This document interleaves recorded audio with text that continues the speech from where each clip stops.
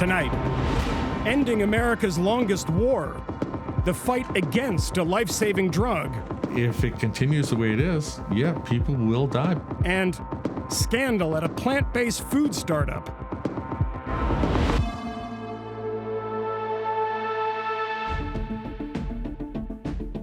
President Trump says he stands by his statement threatening fire and fury on North Korea. Let's see what he does with Guam. He does something in Guam, it will be an event the likes of which nobody's seen before, what will happen in North Korea. For the second time in 24 hours, smugglers have deliberately drowned migrants who they were carrying by boat, according to the UN's migration agency. Today, at least 180 refugees were forced into the water near the coast of Yemen, and at least 5 have died. Another 50 people are missing and presumed dead. As parts of New Orleans continue to recover from last weekend's flooding, Mayor Mitch Landrieu called for the resignation of 4 top utilities officials, saying the public was misled about the city's ability to pump water. Louisiana has declared a state of emergency ahead of more storms expected this weekend, after water submerged many neighborhoods last Saturday and left frustrated residents questioning why the flooding was so bad. Heads of the local water board initially said its 121 drainage pumps were all working, but later acknowledged that 16 pumps were either broken or out of service. The public was not properly informed about these events. That is unacceptable. I've said that many times. In court today, Taylor Swift called a 2013 incident when a former radio DJ allegedly groped her, quote, horrifying and shocking. David Mueller says the allegation is false and he only touched her rib. When his attorney questioned Swift, she said, quote, he did not touch my rib. He did not touch my arm. He did not touch my hand. He grabbed my bare ass. Mueller was fired after the incident and says his career in radio has been ruined. Benchmark Capital, one of Uber's biggest investors, is suing former Uber CEO Travis Kalanick for fraud, breach of fiduciary duty, and breach of contract. The lawsuit, which is an attempt to remove Kalanick from Uber's board of directors, says he mismanaged the company and tried to consolidate his power. A spokesman for Kalanick told Vice News, quote, the lawsuit is completely without merit and riddled with lies and false allegations.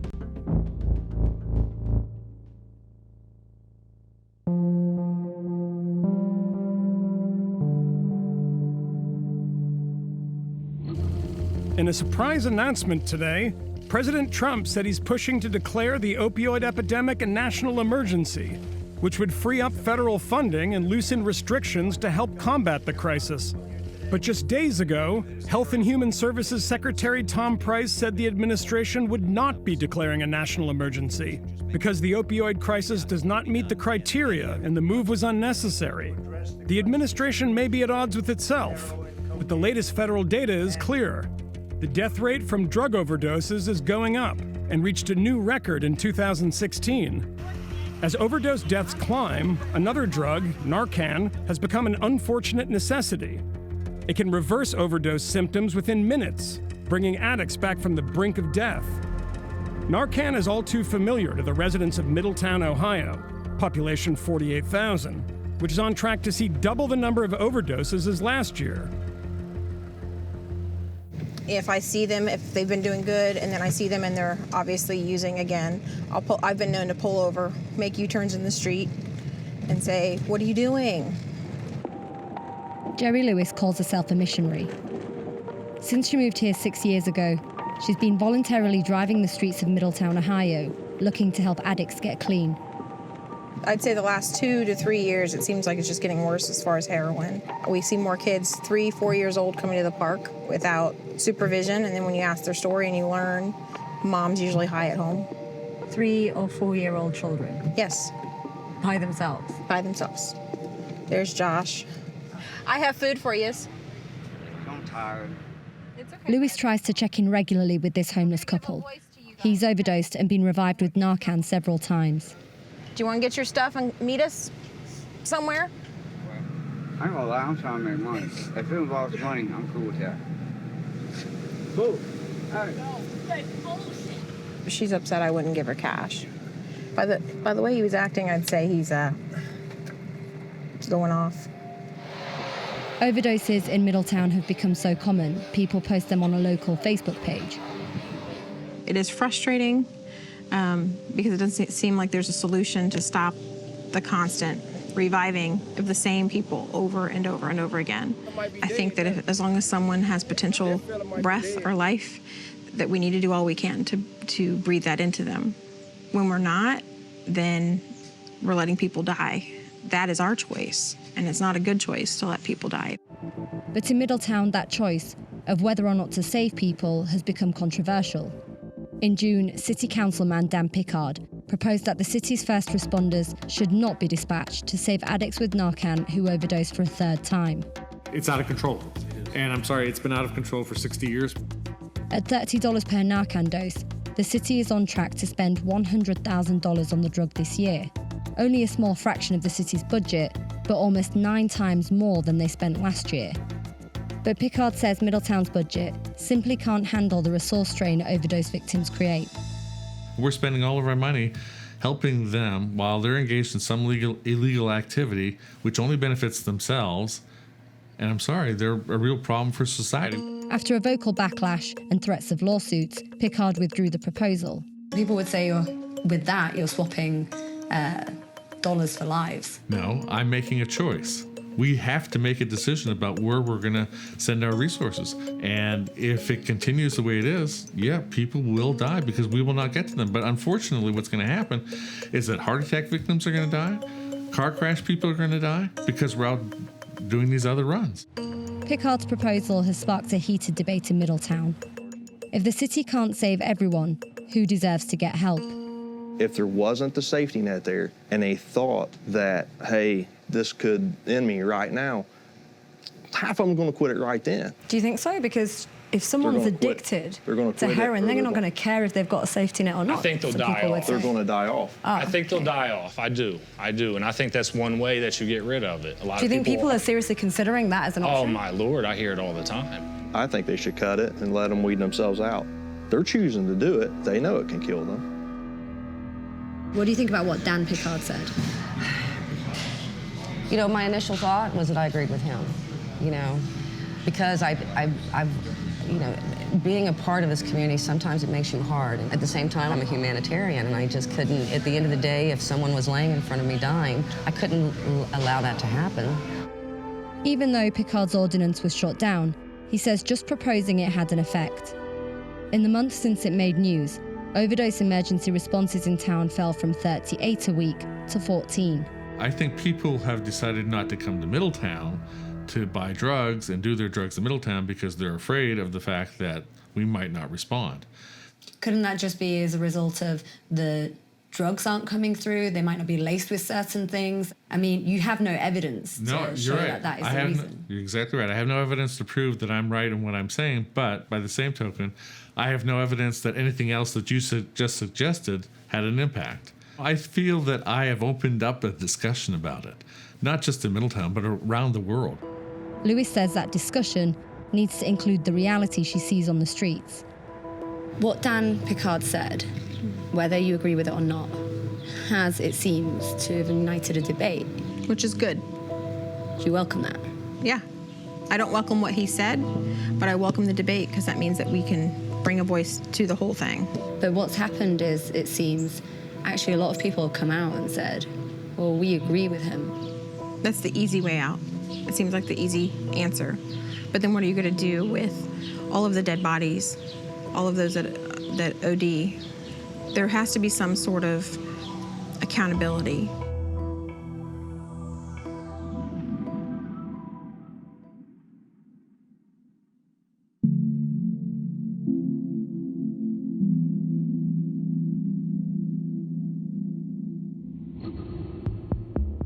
Senator John McCain blasted the Trump administration today, saying it offered, quote, no strategy at all on the war in Afghanistan. McCain also laid out his own blueprint, which calls for more counterterrorism forces and an increased U.S. troop presence. Up to 10,000 soldiers are still deployed in Afghanistan, now the site of the longest-running war in American history. But President Trump does appear to be keeping all options on the table. including pulling out. The war in Afghanistan has been going on for so long, it's easy to forget the most fundamental question. Why does the US care what happens out there? To rewind for a minute, it was Afghanistan, then run by the Taliban, that provided safe haven to Al-Qaeda and Osama bin Laden while he planned the 9/11 attacks. A lot has happened since George W. Bush ordered troops to drive the Taliban out. Governments have come and gone, trillions have been spent, 2,500 American lives have been lost. And despite all that, the Taliban, still very much in Afghanistan. So it makes a lot of sense that Donald Trump is asking why America should even bother anymore.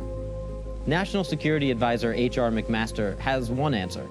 He sees a potential vacuum of law and order 3 times the size of Syria. In 2011, when the US pulled out of Iraq, the lack of security there helped give rise to the Islamic State. Now, ISIS is in Afghanistan too, along with the world's highest concentration of extremist groups. McMaster says the solution is more US troops to help bolster the Afghan army and help them do the bulk of the fighting. Eric Prince has another idea. The Blackwater founder and brother of Education Secretary Betsy DeVos has been advocating for a private army of military contractors, led by something like a viceroy. Not that I'm advocating a colonization of Afghanistan, farthest from it. We want to prevent terror sanctuary and leave. But when the East India Company operated in that region for 200 plus years, they deployed with that model. All of these are some form of escalation, but they leave unanswered the bigger question of how we'll eventually get out. And that's where Trump's instincts as a builder seem to be kicking in. Any businessman knows the concept of sunk costs, that it's never wise to spend more on a bad deal just because you've already spent a lot. It's a very big decision for me. I took over a mess, and we're gonna make it a lot less messy. Trump can think this way because it's not his war yet. Soon enough, it will be, whether he sends more troops or not. At the pace these deliberations are going, that might not be before the fall, when the war in Afghanistan will turn 16 years old.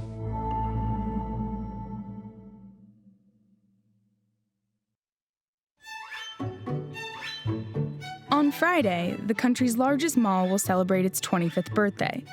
Complete with 12,750 parking spaces, 30,000 live plants, 11,000 employees, and more than 500 stores, the Mall of America boasts around 40 million annual visitors.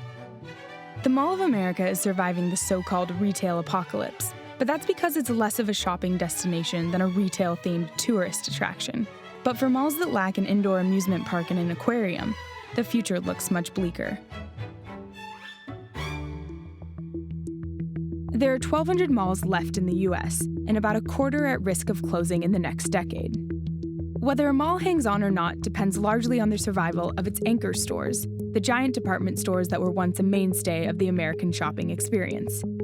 Sears, Macy's, and JCPenney each closed around 100 anchor stores this year, and with them, more than 9,000 other retailers are targeted to close. And retail employees are feeling those closures. The retail sector, which employs about 10% of people in the US, saw 4 straight months of steep job losses this year, before slightly ticking upward in the last 2 months. Still, more than 44,000 retail jobs have been lost this year alone. So what's behind the impending retail apocalypse? It's easy to point to Amazon and the growth of e-commerce, but that isn't the whole story. Analysts offer a few other reasons. For one, we built way too many malls. Between 1970 and 2015, the number of malls grew twice as fast as the population. And while mid-market retailers have struggled, outlet and discount stores like Marshall's and TJ Maxx have thrived. And finally, in post-recession America, people are spending more on experiences, travel, bars, restaurants, than buying the latest Hot Topic t-shirt at the mall. Despite all this isn't the end of malls. Developers are converting empty anchor spaces into medical centers and office buildings, which could reshape malls as city centers for rural areas. Others are doing anything it takes to get people in the door. Destiny USA in Syracuse, which took over the Carousel Center in 2012, is now the 6th largest mall in America, and its non-retail attractions include an electric go-kart track, a ropes course for kids, and a chapel, with a gift shop attached, of course.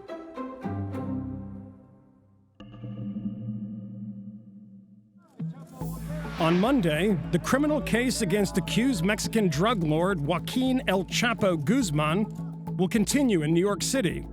Facing life in prison, the suspected narco-billionaire hired a high-profile legal team. But the question is whether his attorneys will be able to keep any of the money he pays them. David Noriega has more. Back in January, El Chapo pleaded not guilty to more than a dozen charges stemming from allegations that he ran the Sinaloa drug cartel. Right now, El Chapo, who's reportedly worth more than $1 billion, is being represented by public defenders. He's locked in a cell for 23 hours a day. He's only permitted out to speak to limited members of our office. But he's also retained a team of attorneys led by Jeffrey Lichtman, the lawyer who famously saved alleged mob boss John Gotti Jr. from conviction in 4 separate trials. So who is representing El Chapo? Is it a pair of public defenders, or is it one of the most famous criminal defense attorneys in the country? Not even his lawyers can answer that question. The feds are hoping to seize billions of dollars in assets they say El Chapo's operation earned illegally by trafficking drugs into the United States. But the Justice Department doesn't know where that money is, and they could go after it wherever they can find it, including any fees he pays to private attorney. That puts someone like Lichtman, who wants to represent El Chapo, in a little bit of a bind. This was the first question I had is, hey, am I going to work for the next year of my life killing myself for Mr. Guzman, and then find out that the government may decide, well, we can't find any of his assets, so we'll just take it from the lawyers. The only reason El Chapo was assigned public defenders in the first place is that he was extradited and arraigned so quickly and under such high security that he didn't get a chance to seek his own counsel. But since then, the government has been arguing in court that El Chapo can obviously afford his own lawyers and that the taxpayers shouldn't be footing the bill for his defense, while at the same time making it basically impossible for him to hire a private attorney. So what's an alleged international drug kingpin to do? Lichtman and company won't be willing to officially represent him until they get a guarantee from the government that it won't go after their money. But so far, the government hasn't been willing to make that promise. Lichtman says that's only one way the feds have been making life difficult for El Chapo. It's the most difficult prison situation I have ever seen, and I've been to some bizarre prisons in South America visiting potential clients. This one is the absolute worst. The Muslim terrorists that are in the same prison are treated better than Joaquin Guzman.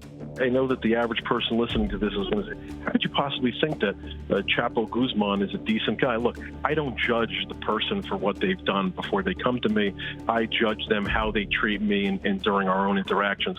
And the guy happens to be a delightful, funny guy, great sense of humor, very, very intelligent. I have to say that it has not been unenjoyable spending time with him.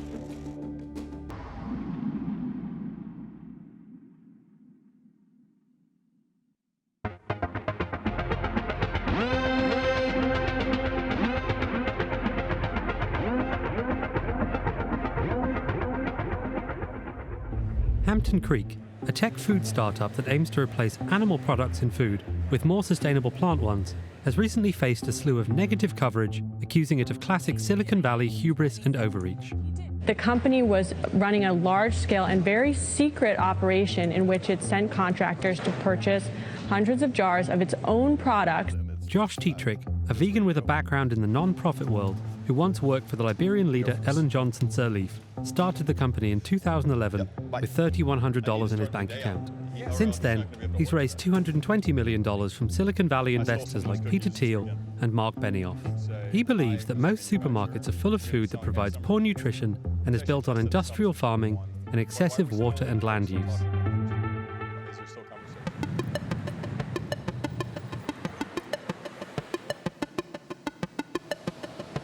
Wow, it's chilly in here. So what are we seeing? It's a plant library. This is where our entire world starts. There are about 353,000 species of plants all around the world. Most of us are used to soy, corn, and wheat, and that's about it. The very first step in our process is bring those plants in the world that we've kind of forgotten about in, and this is where we store a portion of them. For us to be able to test them, to look at molecular properties, to look at functional properties, we have to mill them down. What we're really looking for is, can we find a plant that is nutrient dense? Can we find a plant that will make a really good cake? Or a plant that will make healthier and more sustainable mayo without as much degradation to the environment? And that's a challenge. The milled plants are run through an automated lab and end up in a kitchen where chefs, mostly hired from the molecular gastronomy restaurant Moto in Chicago, try and make them into foods that are as good or better than the ones they're replacing. Tell me what this is. So this is our Just Scramble. It is a plant protein, a little bit of water, some minerals, a little bit of salt. Have a taste first. Right. It looks like an egg. It smells like an egg. And how does it taste? Tastes like an egg. And that's maybe like a falcon's egg or something. So far, Hampton Creek sells mayonnaise, dressings, doughs, and mixes, and plans to release scrambled eggs and lab-grown chicken, steak, and fish in the coming years. A series of articles have accused Hampton Creek of buying its own products to boost sales figures, and the company's entire board stepped down last month with little explanation. The company itself has said it's been the victim of a smear campaign by the American Egg Board. It's true that after emails detailing the AEB's campaign against Hampton Creek were released in 2015, the board's chief executive stepped down. As with many technology stories, the truth is hard to discern. Is this the usual chaos of any ambitious startup, or something else? You've been quoted as saying that, there are no rules that apply really to building a business this way. One of the rules is don't buy a shitload of your own product. And of course, you've been accused of doing exactly that for the purposes of kind of seeming more successful. What would you say to that allegation? There's a lot of hand-to-hand combat in the world of retail. We used to have lids falling off and all sorts of QA, QC issues. They would buy some of the products that had those issues, and in the process of doing that, they might buy extra jars. Sorry, just to clarify that, what you're saying is if you send people in to buy the product, the supermarket thinks we're selling a lot of product, and they want to give you more shelf space. You got it. And how does that relate to the recent departure of the board of Hampton Creek? Not really connected. The board, all of whom are still advisors to the company, and the one venture capitalist continues to have a seat on the board. Not really connected. I think it was really a situation where we step back and ask ourselves, first, from a company's perspective, does it make sense to carry on like we're doing? And in some respects, we asked folks to leave, and in others, they decided it was the right thing. I mean, again, from an outside perspective, it perhaps doesn't look great. It doesn't seem like a gesture of faith in the company and its progress that the entire board steps down. What do you think?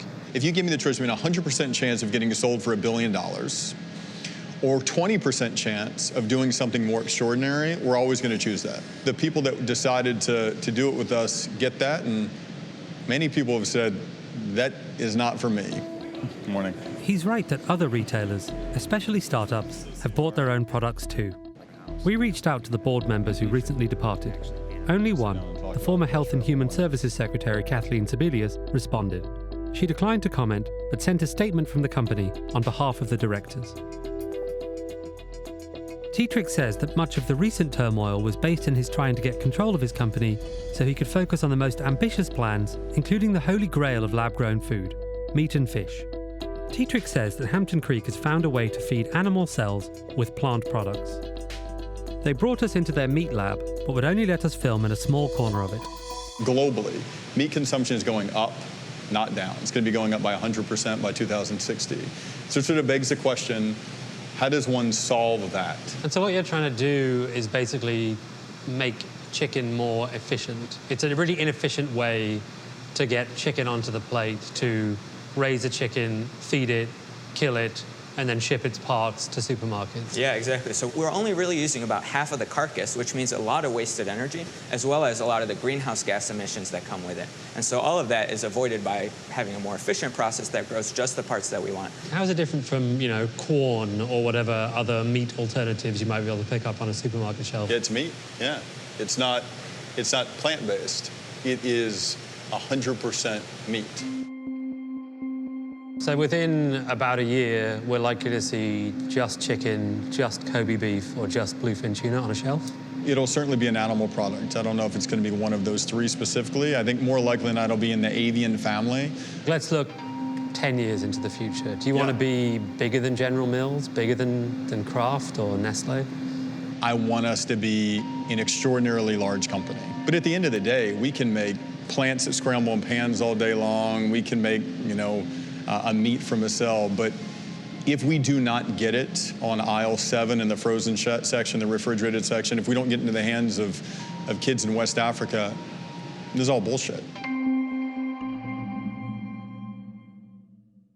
That's Vice News Tonight for Thursday, August 10th. Tune in tomorrow night for the award-winning documentary series Vice. What's the significance of the rocket? Satellite, not rocket, satellite. That one's a submarine-launched ballistic missile. Stay, please.